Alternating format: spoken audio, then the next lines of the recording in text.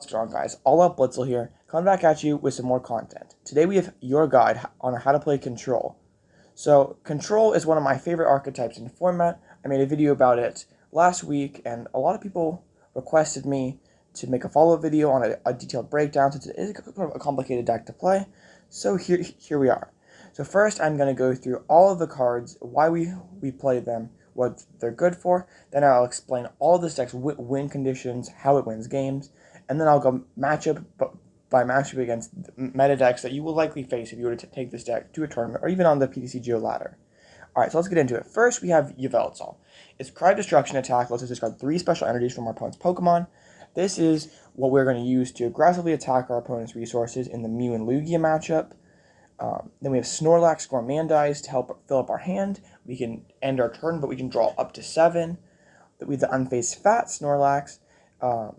This will be used in our Thorton play into Lost Zone box. We can, so Unfazed Fat makes so it can't be affected by any effects of attack, so it cannot be Lost Mined. So we'll bench it, put an energy on it, use Electromagnetic Sonar with Regieleki to grab a net, and then on the next turn, net that Regieleki, Thorton into the Pikachu, attach Parasol, attach DTE, and then just have the lone max balloon. Eldegoss is our win condition into Duraludon and Goodra. Its float up attack lets it shuffle it and all cards back into the deck. So we're going to aggressively get through our deck and then just keep looping Eldegoss with Cape because they likely play no way to one-shot us. So let's do that until they deck out. The Regieleki is not overpowering in any one specific matchup. It's just good. It helps us get all our trainer cards back. It makes our trainers be infinite. It's relatively bulky too, so it's not just going to go down. It's not always just a free prize for our opponent. So we can, for example, just boss up one of our opponent's Pokemon, grab that boss again. They can retreat or switch, and then we can just gust it again on the next turn. So it's a very useful card, but it's not everyone's specific matchup. It's pretty much good universally. We have the Flying Pikachu in the deck for the Regis and Lost Box matchup. Max Balloon with a Parasol shuts them completely down. We have the Miltank, and Miltank's one of those cards that's not, at least in this meta, not overpowering into any one specific matchup either. We can keep our opponents honest by forcing them to respect Miltank and keep single prizers in play, or keep them enough energies to attack with single prizers. Like against Lugia, if they leave themselves with not enough energies left to attack with an Archeops, we can just drop a Miltank and they can't win. Calyrex, I prefer over to the Starly that was in Sandra Wojcik's original list. The Calyrex came out in Crown Zenith. It's a little bulkier, so you can potentially get 2 attacks off against Vigavolt. You're not going to get double dip Fangs. So I find it a little more useful. We do have the Manaphy to protect our bench against the likes of Raikou, Moonlight Shuriken even. We have our own Radiant Greninja to help us get through the deck. We have Colress, and Colress will be our main draw supporter. Losing the 2 cards we don't usually mind because a lot of our cards are matchup dependent. Like Flying Pikachu is only good into about 2 matchups. Yveltal is only good into 2 matchups. Miltank's not always good. So we don't usually mind the lost zoning of the cards. And also when we're doing our Eldegoss loop, we can just keep happy matching back that Colress and just keep drawing our cards over and over again. We have the Boss's Orders. Boss's Order we're going to use to try to trap and stall our opponents. We also can use to aggressively chase down our opponent's Pokemon if we wanted to use Thumping Snore or Route. We have Sidney to attack our opponent's hand. This will be great against Mew, Lugia, or any deck that will be holding stadiums and special energies against you. Sidney lets us look at our opponent's hand and discard any special energies and stadiums and tools that we find there. Bird Keeper is a supporter switch card, so it's not item-based. It can be recovered by Eldegoss. Thorton enables our Flying Pikachu play, lets us pop it out all in one turn. Bruno is a shuffle draw supporter, can put cards back into our deck, also can just help us reset our hand if need be. Peonia helps make sure our key pieces are not prized. We have Quick Ball to get our Pokemon that we need out quickly, also can thin out our hand for Gourmandize. Scoop Up Net lets us pick up unneeded Pokemon. Yell Horn can force out resources from our opponent if they don't want to try to Confusion Flip, or it can force them to miss turns attacking if they do decide to flip. Echoing Horn can put annoying Pokemon back on our opponent's bench and can potentially break Luminion loop against Lugia. If they only have the one bench spot open, we can Echoing Horn something onto the bench And then they're not going to be able to just Lumineon back into Lumineon every single turn of the game. So that is certainly something to keep in mind. Hisuian Heavy Ball is another way to make sure our guys are not prized. Lost Vacuum is mainly useful for getting rid of stuff like air balloons on heavy retreat Pokemon in Big Parasol. Cape of Toughness makes our guys just that much thicker. We can put them on Yveltal to live Aqua Return, the Eldegoss and the aforementioned Float Up Loop. Big Parasol we slap on the Pikachu, so we cannot get Lost Mined, and we can just completely wall out Lost Box and Regis. Galar Mine has been a staple card in Control since it's been printed. It helps us just keep our opponent's Pokemon stuck in the active spot. It's pretty much as simple as that. Capture Energy is another way to draw cards, or to get our Pokemon down. Also, can be used as like, if we open like the Manaphy, for example, and we have Capture in hand, we can attach the Capture to the active, find where man dies in retreat, and use it. The double turbos are going to be our energies to attack with Eldegoss to float up. Also can be used on Yveltal and Calyrex and Miltank. Speed lets us get that extra card draw, and then the twins for more ways to attack with the Yveltal. So now on to the win condition breakdown. Alright, now to the portion of the video where we'll explain all of our deck's main win conditions. This is not an extensive list. These are just the main ones that you use for our meta-relevant matchups. Our first one is running our opponent out of energies. We'll use a combination of Yveltal and Sidney to aggressively attack our opponent's energies. We also can try to use Boss plus Galar Mine to force hard retreats and to buy time. This will be our main game plan into Lugia and Mew, but the whole Boss Mine retreat trap matchup can be used in just about any matchup if you notice that your opponent's low on switching cards. Our next win condition is Eldegoss Loop. Our goal is to get our deck down to as little cards as possible and as fast as possible, and then clear our board with Scoop Up Nets, and then use Float Up every single turn while grabbing a caped Eldegoss and putting it in the active spot. Then we will get Colress off the happy match and rinse and repeat until our opponent decks out. This will be our main win condition against Duraludon and Goodra, because they have no way of one-shotting caped Eldegoss. You also can float up into Miltanks. If they have no out to Miltank, you'll have to grab the Bird Keeper off of the Eldegoss. Your deck will still be infinite. If your opponent does have a way to one-shot Eldegoss, but not a way to get through Miltank, that is what you can do as well. The final win condition I'll be going over is wall with blank, whatever Pokemon fits that specific matchup. We're getting 1/1 Pokemon into play that our opponent cannot knock out. Flying Pikachu or Miltank most of the time. To achieve the Pikachu lock, we'll attach an energy to a Pokemon, usually Snorlax, and then on the next turn, Thorton the Pikachu and evolve it. We use nets to clear our board, leaving us with just one Pokemon left to win the game. And this will be good against matchups such as Lost Box and Regis, because they have no way of breaking the Pikachu lock, and against some sort of random Arceus decks or against Vikavolt, the Miltank lock can be your best friend in that particular case, because they'll have no way of getting through our Miltank. Alright, now onto our matchup breakdowns here. The first one we'll go over is Mew VMAX. This is for DTE or Fusion Strike Mew. Our main attacker in this matchup will be Yveltal, and our win condition will be running our opponent out of energies. You can see I put some useful cards here. Galar Mine can force our opponent to not force their opponent to use switching cards. Like, they can't just Techno Blast every single turn. They might have to spend switches. They might have to force me to go for 2 shots with Max Miracle, or spend tablets, or have to dig through their deck more aggressively. And Sidney can force our opponent to always be conscious. Like, they can't ever hold an energy in their hand, really, but they can't ever really put one into play because they'll just Cry Destruction it. So they almost have to be like judging every single turn and hoping that they never redraw an energy, which is kind of weird for them. You have to watch out for Silene Palpad. Gives them pseudo-infinite resources, can give them potentially enough energies to beat us if Sidneys aren't hitting. Also, one thing I did not put down in here that you can go for is, or that can be a factor, is Big Parasol and Mew. The Liverpool winning list did play Big Parasol, which will block Cry Destruction from working. So definitely keep that in mind. Keep Lost Vacuum in your back pocket. This matchup is pretty good for Control as long as we get going. Sometimes those Judges and Marnies can be a bit troublesome for us, though. So always try to have multiple Yveltals in play, potentially stacking energies on them.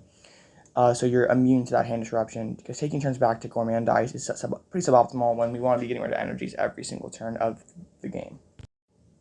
Alright, on to our next matchup is the most hated deck in format, the best deck in format, Lugia V-Star. Our game plan with this will be using Yveltal's Cry of Destruction to run them out of energies. We'll be putting capes on our Yveltal so they cannot be one-shot by Aqua Return.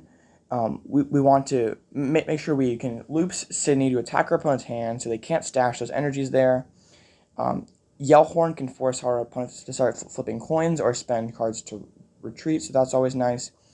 We have to be careful of the Lumineon loop. It means they technically never have to have energies into play.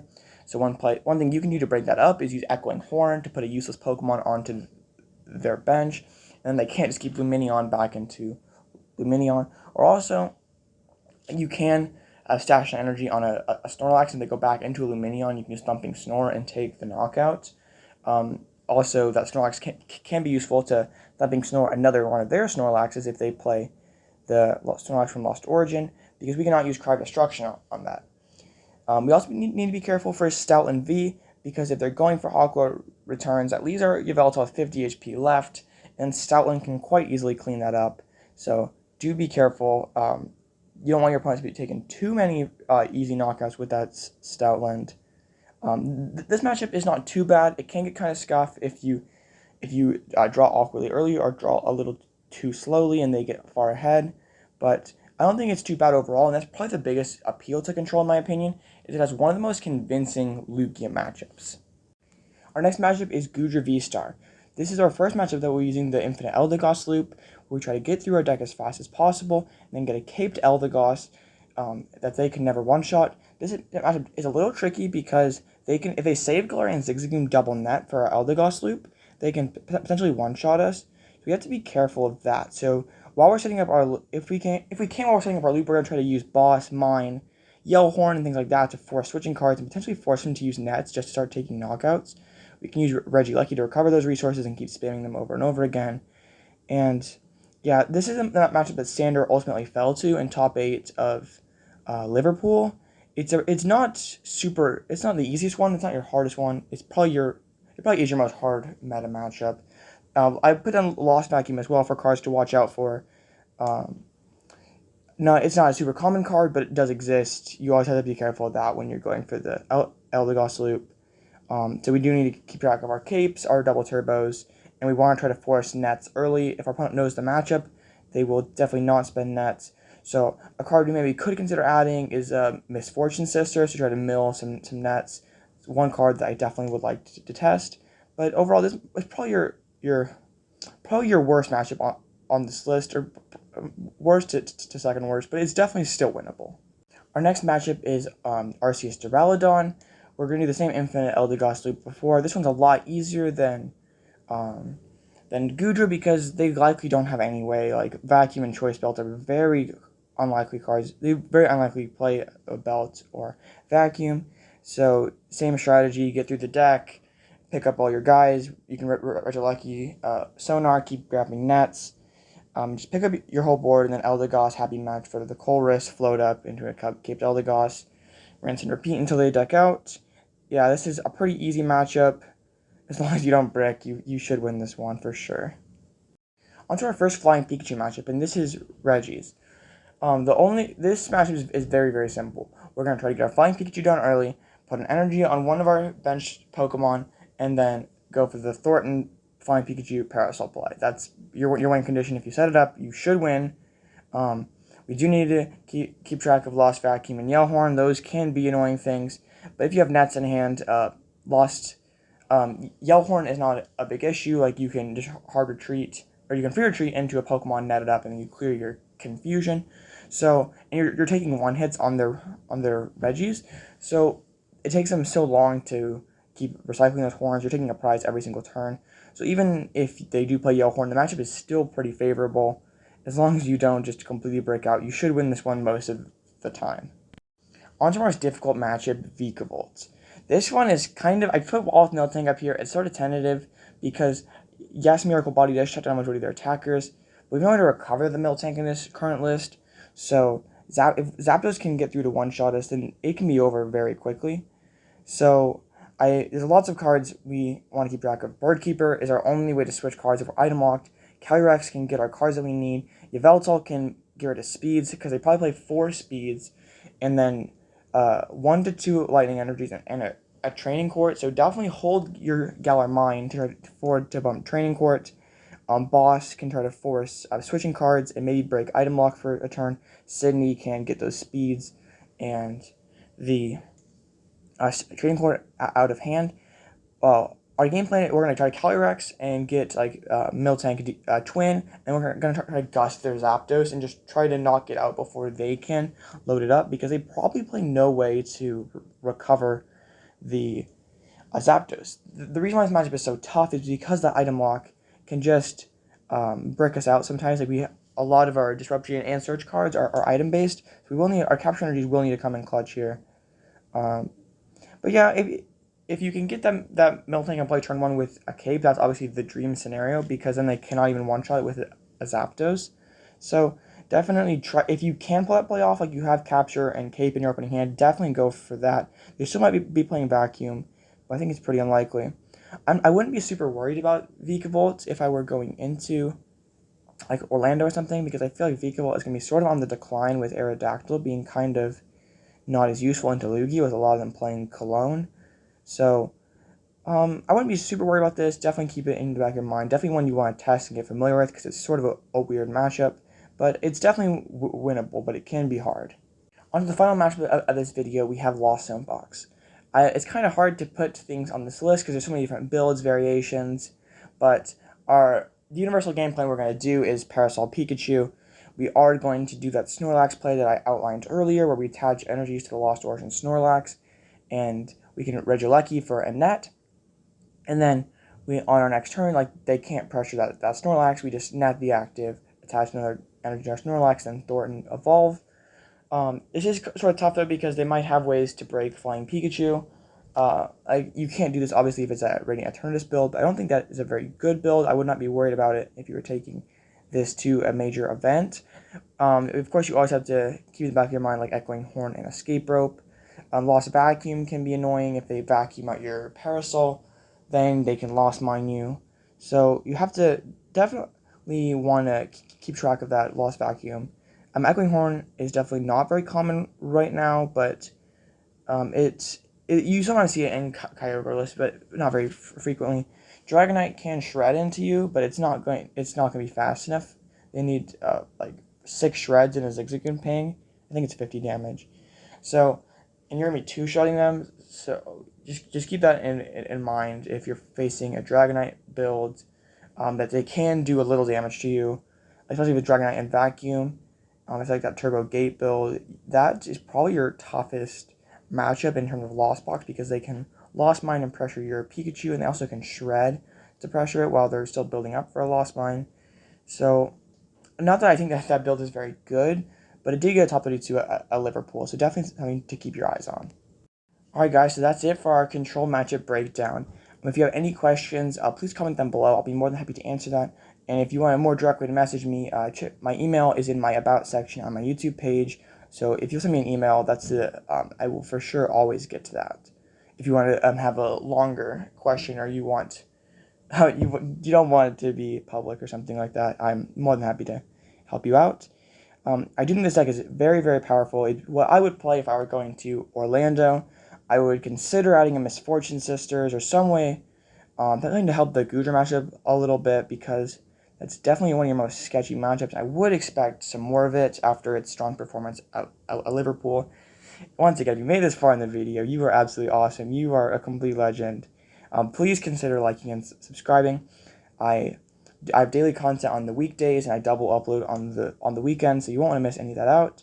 I'll have the PTCGO export below, probably my Pokemon card.io page, so definitely check that out. And I'll have my Crown Zenith playlist. If you miss any of my lists, I featured most of the decks on this list, so if you want to check any of those out, definitely do so.